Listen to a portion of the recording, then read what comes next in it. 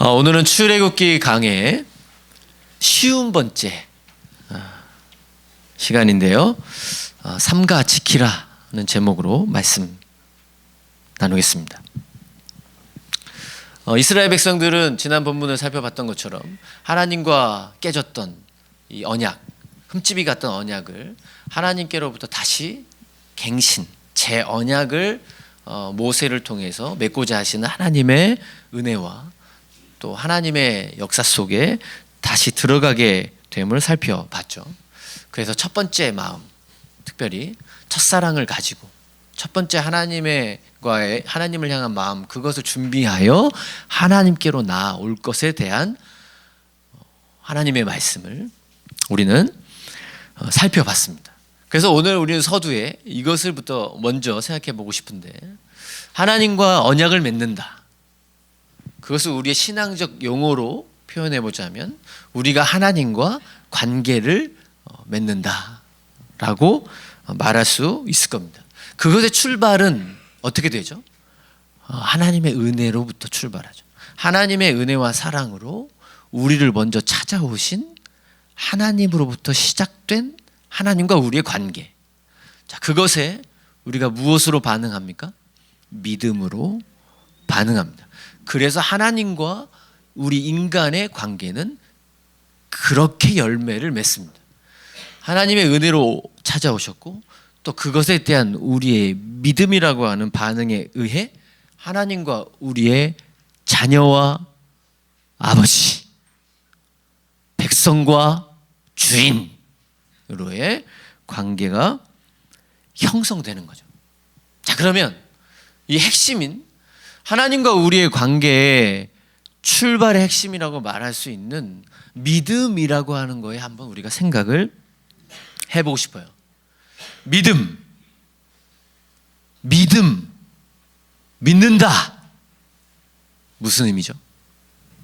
믿는다는 건 어떤 걸 이야기할까요?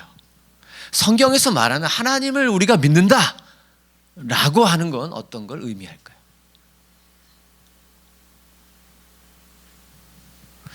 하나님을 믿는다는 것에 많은 오해가 뭐냐면 하나님의 존재를 알고 있다 라는 것이 믿음이라고 착각하기도 합니다. 하나님이 존재하심에 대한 인지, 그것이 믿음이 아니에요. 믿음은 다른 말로 하나님을 신뢰한다 라고 말하는데, 그것을 풀어서 설명해 보면 믿음이란 하나님을 신뢰하는 건데, 하나님을 신뢰하는 거란 하나님의 말씀을 지켜 행하는 것이다 라고 설명할 수 있습니다. 그러니까 하나님과 우리가 관계를 맺으려 한다면, 그 관계가 진짜가 되려면, 그 관계가 진짜인 걸 증명하는 건 뭐냐면 우리가 하나님의 말씀을 지금 여기서 지켜 행하고 살아가는가. 그것이 진짜 관계에 맺어진 하나님과 우리의 실제 모습이어야 한다는 거예요. 그것이 진짜 믿음이고, 그것이 참 하나님과의 관계 속에서 살아가는 하나님의 사람이라고 말할 수 있는 거죠. 다시 말하면 나는 믿습니다 라고 하면서 우리의 삶에 하나님의 말씀대로 살아가는 모습이 하나도 없다면 그건 의심해 봐야 돼요. 진짜 믿는 걸까? 우리가 판단하기는 어려울 수 있어요. 꼭 우리는 또 남의 판단 도구로 사용하고 싶죠. 저 권사님 안 믿는 것 같아. 예? 이렇게 판단하고 싶은데 그게 아니고, 그건 하나님만이 아실 수 있는 거고, 내 믿음을, 내가 진짜 하나님과 관계 맺은 사람인가를 판단해 봐야 한다는 거예요. 나는 믿는 자인가? 나는 오늘 믿는 자로 살아가고 있는가? 오늘 이스라엘 백성과 하나님이 재언약을 맺으시면서 하나님의 명령을 주셨습니다. 하나님의 말씀을 주셨어요. 그래서 34장 11절부터 26절까지 보면 이거 해라, 이거 해라, 이거 해라 또 말씀하셨어요. 그 중에 핵심이라고 말할 수 있는 오늘 우리가 읽은 본문에 대해서 오늘은 살펴보려고 합니다. 오늘 우리가 읽은 10절부터 16절까지의 하나님의 명령의 핵심은 뭡니까? 그 땅에 다 들어갈 땅에 가나안 땅의 주민과 언약을 세우지 말라. 이것이 하나님의 명령이었습니다. 가나안 땅에 들어갈 건데 그 땅에 들어가서 그 땅을 이미 차지하고 있고 그 땅에 살고 있는 그 민족들과 언약을 세우지 말아라. 이 언약이라고 오늘 성경에 표현된 언약이라고 하는 것은 우리가 너무 잘 알고 있는 민족과 민족 간에 세우는 언약, 또 오늘날로 말하자면 나라와 나라가 세우는 조약 같은 것을 말합니다. 그런데 이 고대 시대에 민족과 민족 간의 언약은 어떤 효력을 발휘하냐면요, 서로를 보호해주고 서로의 이익을 보장해주는 언약입니다. 다시 말해 화친 조약이에요. 오늘날로 얘기하면. 그래서 그들의 주권과 그들의 종교와 그들의 영토, 문화 등을 보호해줘야 할 쌍방 간의 의무를 지니는 언약입니다. 이스라엘 백성들이 아모리 족속과 언약을 맺어요. 그러면 이스라엘 민족은 아모리 족속의 종교, 주권, 그들의 문화, 그들 다 인정해 줘야 됩니다. 그리고 거기서 같이 또 참여도 해줘야 되고, 또 특별히 종교적으로 보면 그들의 신앙, 그들의 종교에 참여하고 또 그것을 인정하고 또 그것을 받아들이기까지도 했어야 하는 것이 고대의 언약입니다. 그리고 창세기 15장에 나오는 것처럼 고대의 이 쌍무 계약이라고 하는 것은 이 동물을 반으로 쪼개놓고 그 사이를 지나가는 의식을 통해서 이루어졌던 계약이거든요. 다시 말하면 우리가 계약을 어기면, 우리가 서로 언약을 어기게 되면 이 쪼개진 동물처럼 우리가 서로 죽여도 상관없다라는 거예요. 목숨 걸고 하는 언약인 거죠. 참 자신의 목숨을, 나라의 어떤 생명을 걸어야 되는 묵직한 것이 담겨있는 약속인 것이죠. 고대에 생했던 이 민족 간의 언약 말입니다. 오늘날도 뭐 그렇게 다르지 않은 것 같습니다. 우리나라의 이익을 위해서, 자신의 나라의 이익을 위해서 각 나라들이 조약을 맺고 무엇을 보호해주고 또 서로 의무를 지고 서로 책임을 지는 조약들이 오늘날에도 이루어지고 있죠. 어찌 보면 이스라엘 백성들이 가나안 땅에 들어갔을 때 그들의 생명을 보존하고 그들이 좀 더 평안하게 살고 그들이 좀 더 그 땅에서 잘 누리기 위해선 이 언약을 맺는 것을 잘 이용하는 것이 합리적인 것 같습니다. 어떻게 생각하세요? 그 땅에 차지하고 있는, 그 땅에 있는 사람들과 언약을 맺어 너와 내가 서로 상생하자. 나도 너희를 보호해 줄 테니 니네들도 우리 안에 들어와라 라고 하면서 같이 잘 살면, 또 잘 누리면, 그 땅을 잘 차지하면 될 것 같아 보입니다. 그게 우리의 생각에는 더 확실한, 더 괜찮은 선택인 것 같아요. 근데 이 민족 간에 이루어질 수 있는 이 언약에 대해서, 또 앞으로 가나안 땅에 들어가서 이스라엘 백성들이 할 수 있는 가능성이 열려 있는 이 언약 체결에 대해서 하나님의 관점은 뭐라고 말씀하시나요?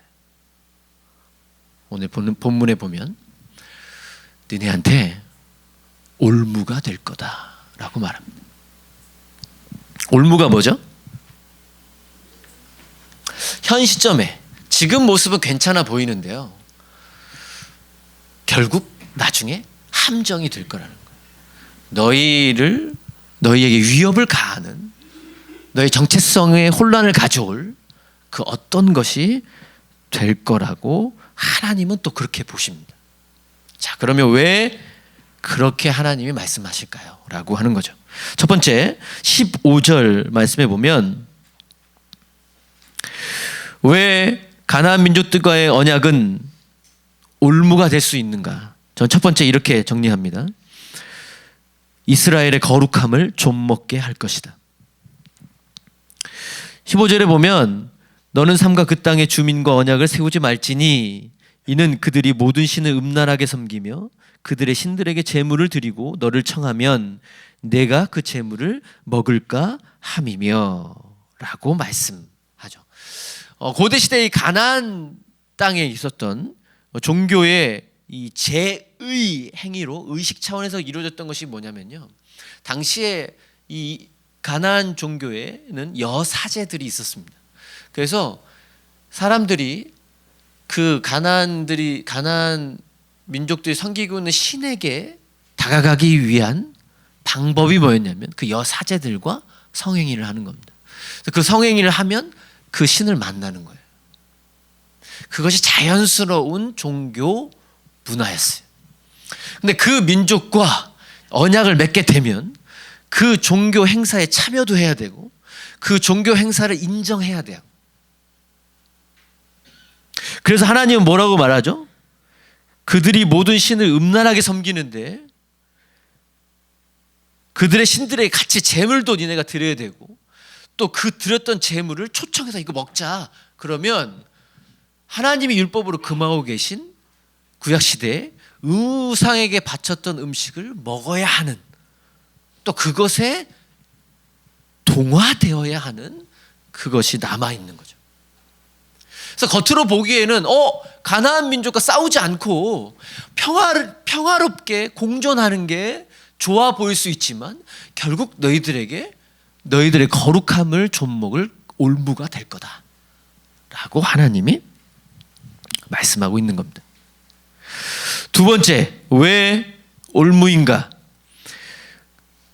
이스라엘의 후손의 거룩함을 빼앗아 갈 것이기 때문이다. 16절 같이 읽어볼까요? 시작.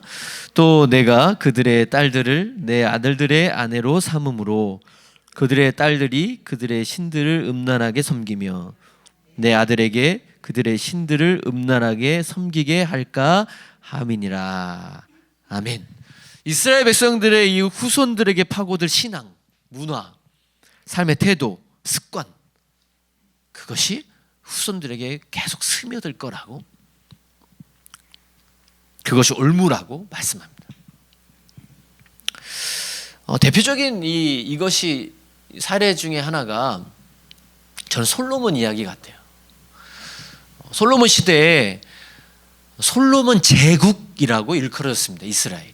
그러니까 다윗과 솔로몬 시대에 가장 큰 영토를 누렸고 또 가장 큰 부를 누렸고 가장 센 국력을 가졌던 시대였어요. 근데 다윗을 이어받아서 솔로몬 때가 어찌 보면 최고 정점을 찍었다고 말할 수 있겠죠. 근데 그것에 바탕이 된 이 지혜롭게 한이 없는 솔로몬 왕의 외교 정책이 뭐였냐면 바로 그 화친 정책이었습니다.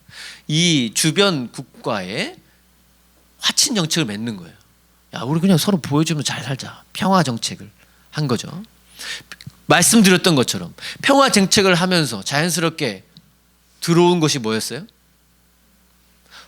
당시에 화친 정책을 할 때 그것의 어떤 보증으로 하는 것이 뭐였냐면 그 센 국가가 좀 약한 국가의 공주를 왕의, 우리나라로 조선시대를 치면 후궁으로 들어오는 거예요. 결혼하는 거죠. 이 여자 저 여자. 솔로몬이 몇 명까지 누렸다고 성경에 말하고 있습니까? 이런 거는 또 관심 없으시죠. 같은 여성이니까. 네, 1000명까지 누렸습니다. 할렐루야. 위대하고 위대하신 솔로몬 왕이시여. 결혼을 그렇게 했어요. 나라의 이 안위를 위해서, 또 힘을 더 갖게 하기 위해서. 그러면서 이 공주들이 뭘 가지고 왔나요? 자기 나라의 각자 신을 다 가져왔습니다. 그냥 거기서 끝나고 그냥 각자 신 가져와가지고 그 공주들이 자기 스스로 그냥 자기 조용히 자기 신 섬기고 그렇게 끝났을까요? 아니죠. 성경에 보면 솔로몬 또 1000명까지 누린 거 보면 남자 중에 남자 아니겠습니까? 솔로몬 씨, 로몬 씨, 산당 하나 지어주세요. 다 지어줍니다. 그래. 넌 바알 산당, 너는 아세라 산당, 너는 뭐 찌삐리리 산당 다 지어줍니다. 해달라는 대로. 네? 이스라엘 예루살렘 성이 뭐의 집합지로 변화된 거예요? 네? 우상들이 가득한 곳으로 바뀌어 가는 거죠. 이스라엘이 어떻게 됩니까? 하나님의 진노하심에 반으로 갈라집니다. 후손들이 그 결과로 이스라엘의 후손이라고 말할 수 있는 북이스라엘과 남유다로 나눠지는데, 특별히 북이스라엘 금송아지상을 만들어 놓고 우상을 섬기는 민족이 되어버렸습니다. 하나님이 염려하시는 대로, 하나님이 올무가 될 거라고 하신 대로 이루어진 대표적인 사례라고 말할 수 있죠. 저는 말씀을 준비하면서 우리에게 그러면 이런 질문이 생기는 것 같아요. 뭐야? 그러면 우리 보고 믿지 않는 사람들과 상종도 하지 말라는 얘기인가? 라는 거죠. 주변에 믿지 않는 친구분 있으신 분들 오늘부로 다 끊어내십시오. 하나님 상종하지 말라고 분명하게 말씀합니다. 그런 걸까요? 우리는 너무 잘 아는 것처럼 우리는 세상 속에 사는 존재입니다. 맞죠? 그러면 우리는 또 사회적 동물이기 때문에 홀로 살지 않아요. 관계를 맺으며 살아갈 수밖에 없는 거죠. 또 성경적 관점으로 말해도 하나님은 생육하고 번성해서 이 땅에 충만함으로 함께 살라라고 말씀하셨죠. 그런데 가나안 민족과 언약을 맺지 말아라. 이 의미는 무엇일까요? 하나님의 염려? 알겠습니다. 그런데 우리 신약의 이후에 살아가는 우리에게 분명히 하나님의 사명의 관점이 있지 않습니까? 전도의 사명이 있고 하나님의 복음을 널리 전해야 되는 하나님의 명령이 있어요. 그러면 접촉해야만 해요. 더 적극적으로 만나야 돼요. 예수님을 모르는 사람들과. 그런데 여기서 이방 민족과 언약을 맺지 말라라고 하신 하나님의 진짜 의미는 뭘까라는 거죠. 저도 가장 친한 친구가 비기독교인입니다. 그럼 저 목사인데 오늘 전화하겠습니다. 2년 끊자 오늘로. 내가 오늘 성경 연구하다가 깊은 깨달음 속에 들어갔어. 너는 안 돼 임마. 이렇게 전화해야 될까요? 그래서 우리가 성경 말씀을 함께 화면으로 같이 보기를 원하는데요. 로마서 12장 1절과 2절 말씀 우리 같이 읽겠습니다. 시작. 그러므로 형제들아 내가 하나님의 모든 자비하심으로 너희를 권하노니 너희 몸을 하나님이 기뻐하시는 거룩한 산 제물로 드리라. 이는 너희가 드릴 영적 예배니라. 너희는 이 세대를 본받지 말고 오직 마음을 새롭게 함으로 변화를 받아 하나님의 선하시고 기뻐하시고 온전하신 뜻이 무엇인지 분별하도록 하라. 아멘. 가나안 민족과 이방 민족과 언약을 세우지 말라라고 하는 하나님의 명령의 핵심은 두 가지입니다. 로마서 12장 1절과 2절을 통해서 저는 그것을 정리하고 싶은데, 본받지 말라와 분별하라입니다.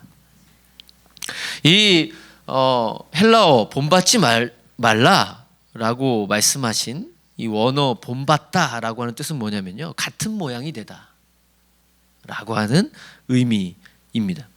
우리가 살아가는 이 세대, 이 시대의 문화, 가치관, 신앙관, 그것을 무비판적으로 따르지 말라는 거죠. 동화되지 말라는 거예요. 요즘 우리가 살아가는 시대의 가장 큰 화두라고 할 수 있는 건 뭐냐면 다양성입니다.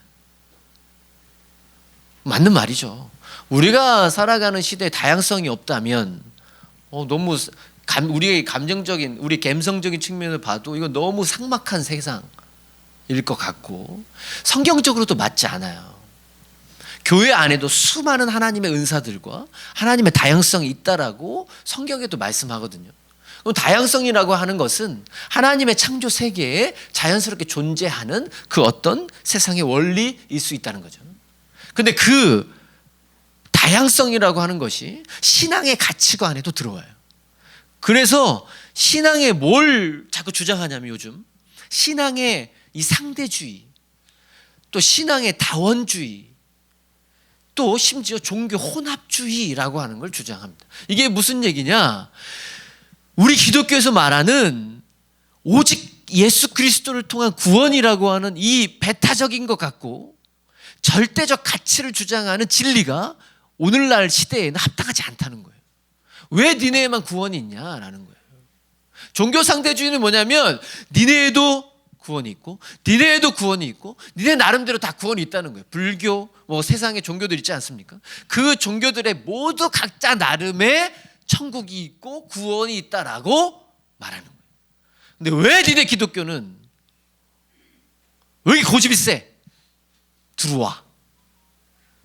빨리 지금 다원주의로 들어와. 니네도. 왜 자꾸 배타적이야? 라고 말하는 시대에 우리가 살아가고 있어요. 그래서 오직 예수! 이렇게 얘기하면 되게 고리타분한 사람처럼 보일 수 있는 시대에 우리가 살아갑니다. 예수만 믿어야 구원 받습니다. 아유, 저 똥꼬집. 꽉 막힌 사람이라고 하는 관점으로 기독교인들 사이에서도 보려고 하는 생각들이 있어요. 성경 유익한 가치관 중에 그냥 하나일 뿐이죠.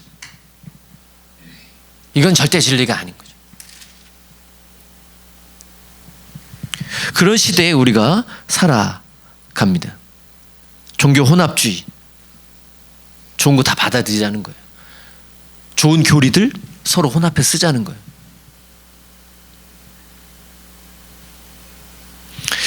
또 우리는 물질주의 시대에 살아갑니다. 또 개인주의 시대에 살아갑니다. 근데 그것이 우리의 신앙 안에도 들어옵니다.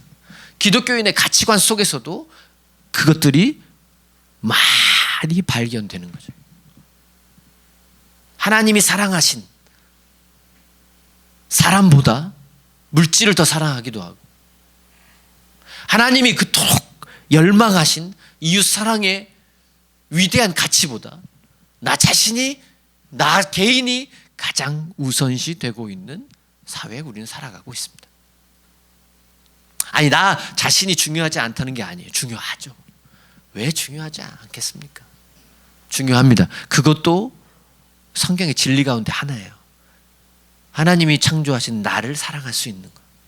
근데 이게 그것만이 복음은 아니거든요. 반쪽짜리예요.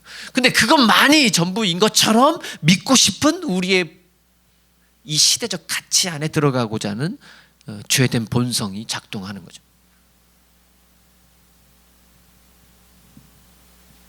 교회 안에서도 얼마나 이 섬김이라는 단어가 무색해졌습니까? 우리 한번 섬깁시다. 나 좀 섬겨주세요.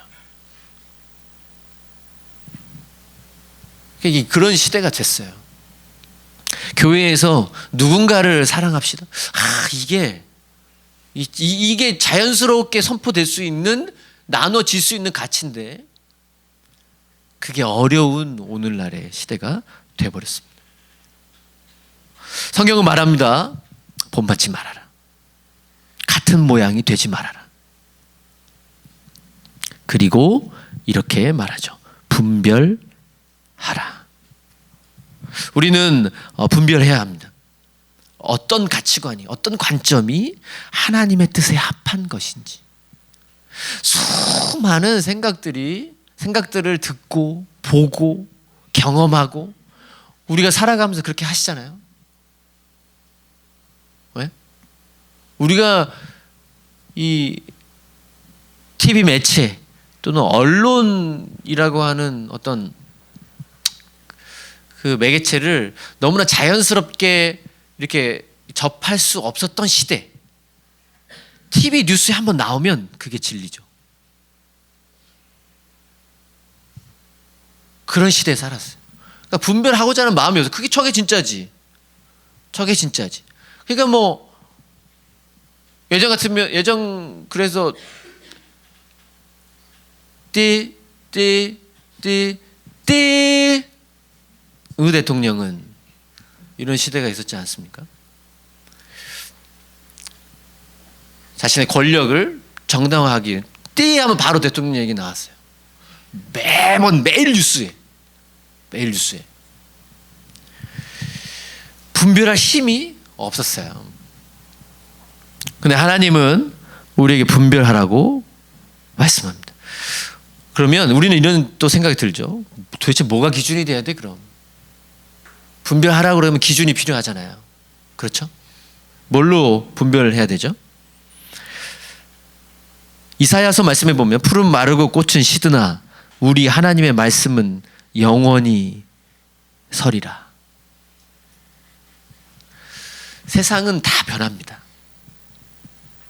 제가 자주 쓰는 말인데 한 사람이 가지고 있는, 한 개인이 가지고 있는 가치관도 20대 때, 30대 때 가지고 있는 가치관과 60대, 70대 가지게 된 가치관이 달라지기도 합니다. 그래서 한 작가가 또는 한 뭐 유명한 글 쓰는 사람들이 30대 막 이때 쓴 글의 어떤 가치관과 60대가 돼서 쓴 가치관이 완전 차이 나는, 거의 180도 바뀌어지는 사람들도 봅니다. 그러니까 사람의 생각은 그처럼 바뀐다는 거예요. 세상의 문화는 바뀔 수밖에 없다는 거죠. 그게 우리가 사는 시대, 우리가 사는 삶이에요. 그런데 바뀌지 않는 유일한 한 가지가 있으니 그것이 하나님의 말씀이라고 말합니다. 그래서 우리는 하나님의 말씀을 가지고 분별할 수 있어야 돼요. 이것이 진짜 하나님 기뻐하시는 뜻인가? 그것이 바로 가나안의 민족과 언약을 세우지 말라고 하는 하나님의 명령의 핵심입니다. 똑같이 동화되지 않기 위해서 하나님의 말씀으로 오늘을 분별하며 사는 거예요.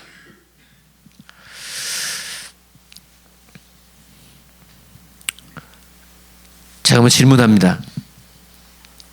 분별하며 사셨어요? 또 한 가지 더 묻겠습니다.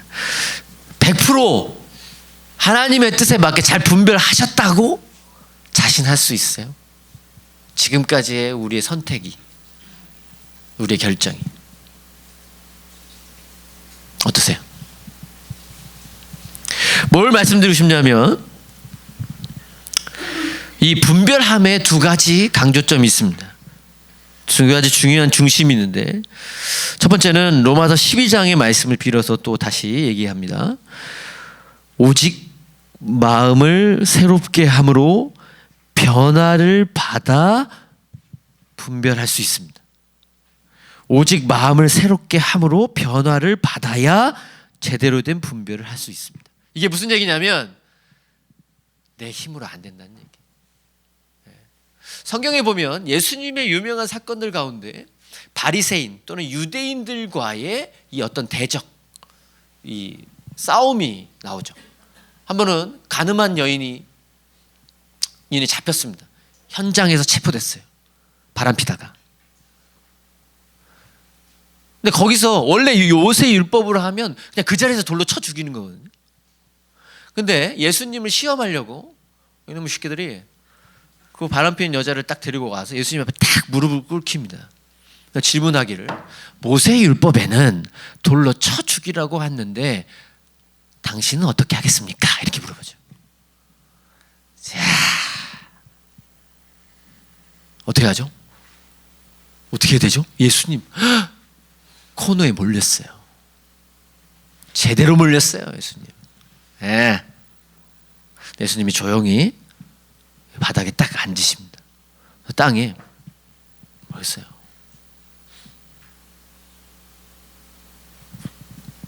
그리고 죄 없는 자가 먼저 돌로 쳐라.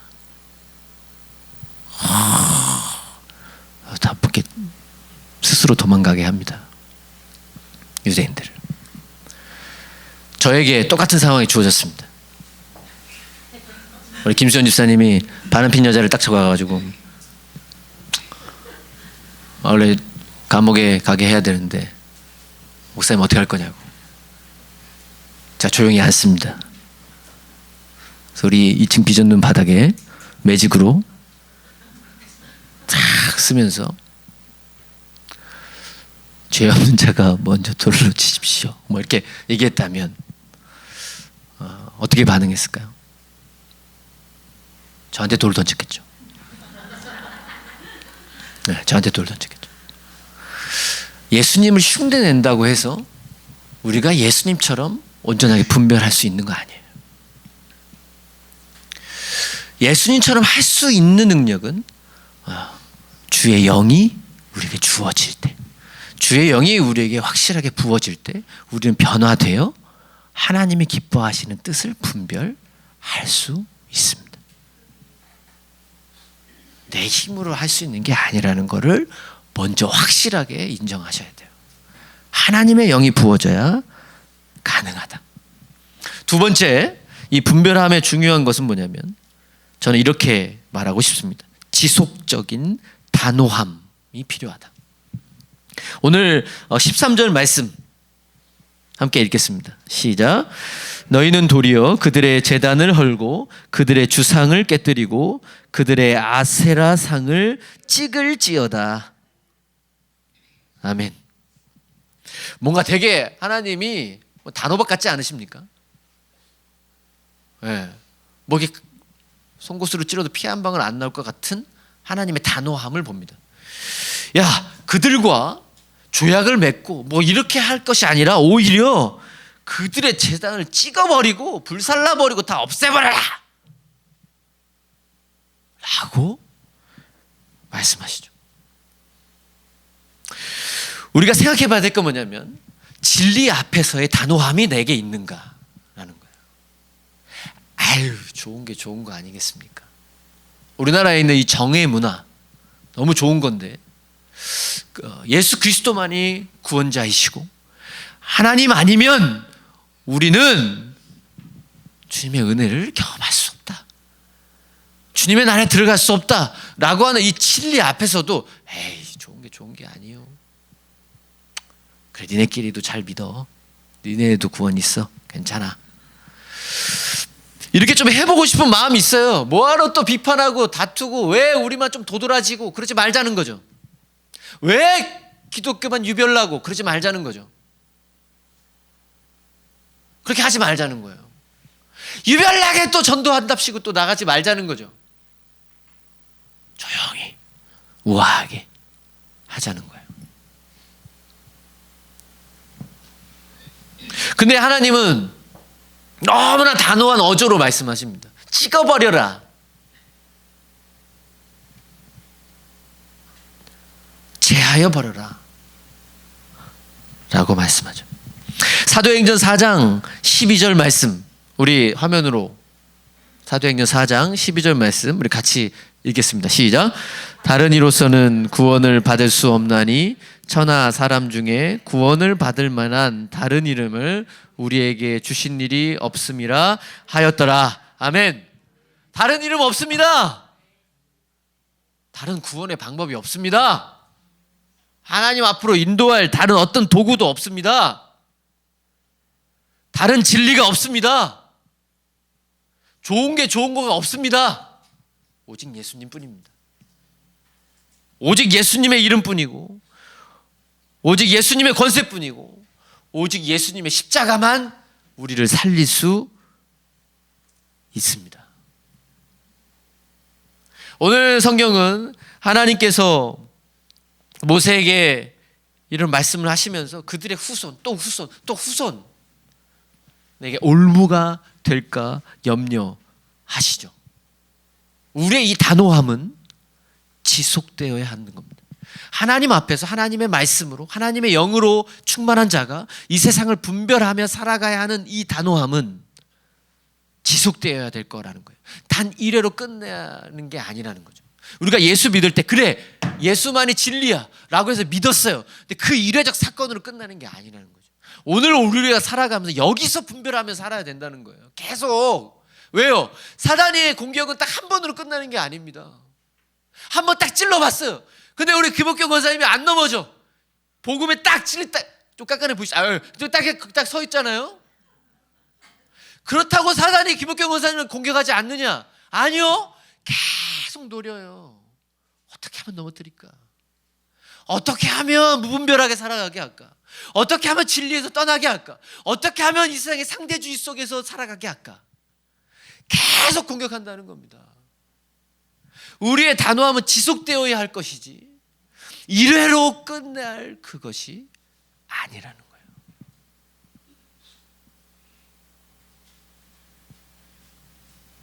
오해하지 마세요. 김옥경 권사님 그런 분 아니에요. 어떤 말을 해도 상처받지 않을 뿐이기 때문에 인용한 것뿐입니다. 제가 재밌게 본 영화 중에 데블스 애드버킷이라는 영화가 있는데 누가 주인공이냐면 키아누 리브스. 네, 그리고 또 우리 권사님들이 좋아하시는 말은 알파치노가 주연인데요.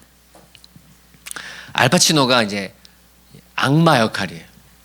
근데 인간의 모습을 입고 이제 사는 악마의 역할이고 이제 이 유망한 이 법률가입니다. 변호사. 이 키아누 리브스가.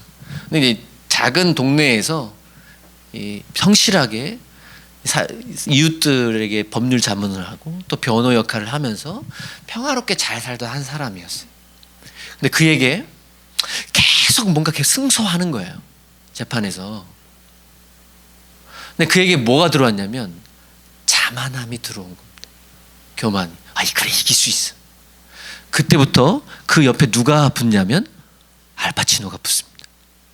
그래서 그를 대형 로펌 회사에 스카우트합니다. 엄청난 돈을 집으로 큰 집을 주고 으리으리한 차를 주고 앞으로의 미래의 이 비전을 보여주면서 야 네가 이렇게 오면 너에게 엄청난 걸 주겠다. 거기에 훅 빠지죠. 빠지지 않을 리가 있겠습니까?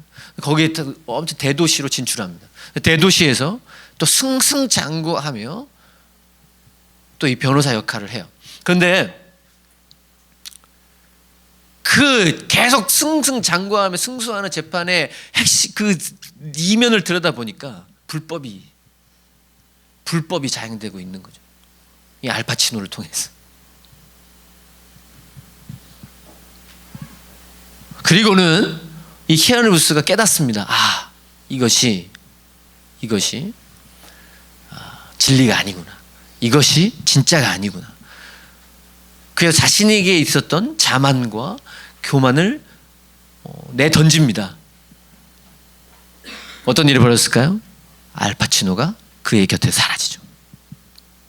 그리고 다시 평범한 일상으로 돌아왔어요. 또 이제 변호사 역할을 이제 계속 감당하는데 이제 그냥 평범하게 잘 깨달았으니까 그냥 평범한 일상 속에서 내 역할을 잘 감당하며 살아가고 있는데 한 번은 또 작은 재판에 또 이깁니다. 화장실에 손을 씻고 있는 이 주인공을 곁을 딱 지나가면서 한 사람이 이렇게 얘기해요. 또 이겼어. 능력 대단해. 요 한마디를 딱 해요. 그러면서 주인공이 화장실에 그 유리창 창 거울을 딱 봅니다. 그러면서 시간만 웃어요. 그래, 그렇지. 내 능력으로 이렇게 됐지. 또 자만이 들어온 거죠. 그때 그 뒤에 누가 또 싹 등장할까요? 알파치노가 또 나타납니다. 이 사단의 공격은 우리가 작은 틈을 보이면 그때마다 공격하는 거예요. 단 이래로 끝나는 게 아니에요. 그렇기 때문에 우리에게는요, 지속적인 단호함이 내게 주어진 하나님의 영으로 말미암아 오늘 여기서 분별함이 있어야 한다는 거죠. 또 쉽게 표현하면 이렇게 말할 수 있어요. 깨어 있으셔야 된다는 거예요. 우리는 날마다 영적으로 깨어 있어야 한다는 겁니다. 오늘날 기독교 신앙은 많은 세상적 가치관에 의해서 공격당하고 있는 게 사실입니다. 말씀드렸던 상대주의와 물질주의와 개인주의, 우리가 그렇도록 많이 들어왔던 그 가치관 안에 기독교 신앙이 들어가 있는 것 같아 보이기도 하는 시대에 우리가 살아갑니다. 어떤 태도로 우리는 세상을 바라봐야 할까요? 하나님의 관점으로 세상을 봐야 한다고 성경은 말씀하고 있는 거죠. 하나님이 구원코자 하시는 저 세상을 향한 우리의 관점은 그들을 긍휼히 여기고 구원의 대상으로 봐야 할 것이지, 그들과 동화되고 그들의 가치관을 우리가 받아들이고 우리도 똑같은 결정과 선택 속에서 기독교 진리를 가지고 있는 자지만 똑같은 가치관과 세상적인 관점 안에서 살아간다면 그것은 하나님과 온전한 관계를 맺고 있는 자의 선택이 아니라는 거예요. 오늘 하나님의 명령을 기억하셨으면 좋겠습니다. 세상과 언약을 세우지 말라. 세상과 동화되지 말라. 세상의 가치관에 물들지 마라. 오늘 우리에게 주시는 하나님의 명령입니다. 그 진리 앞에 오직 예수뿐이라고 하는 것, 오직 하나님뿐이라고 하는 것, 이 타협이 절대 가능해서는 안 되는 이 절대 진리 놓치지 않으시기를 축복해요. 물질이 예수를 대신할 수 없고, 성공이 예수를 대신할 수 없고, 나 자신이 예수를 대신할 수 없습니다. 주님의 자리는 오직 주님이 차지하셔야 합니다. 오늘 여기서 주의 말씀으로 세상을 분별하십시오. 그리고 하나님과 관계한 자답게 주의 말씀에 순종하며 살아가실 수 있기를 예수님의 이름으로 축복합니다. 기도하겠습니다. 하나님 아버지, 오늘 우리에게 삼가 지키라 명령하셨습니다. 그 하나님의 말씀을 지키는 것이 하나님과 관계하는 삶, 하나님을 믿는 자의 삶임을 말씀하셨습니다. 하나님, 우리가 우리 세상에 가득한 세상적 가치관에 물들지 않는 자 되게 하옵소서. 하나님, 우리는 세상의 가치관에 따라 우리의 모습을 바꾸는 카멜레온이 되는 것이 아니라 오히려 도드라지게 진리의 모습으로 예수 그리스도의 빛된 자로 서 있어야 하는 자임을 깨닫게 하옵소서. 그래서 오늘도 주의 말씀으로 세상을 분별하며 주님의 선한 뜻 안에 거하는 자 되게 하옵소서. 그래서 우리에게 주의 영을 부어주시고 또한 우리에게 단호한 믿음을 허락하여 주옵소서. 주님 아니면, 주님의 역사 아니면 이 모든 것이 불가능함을 고백할 수밖에 없습니다. 우리 연약함을 불쌍히 여기시고 우리와 함께 하옵소서.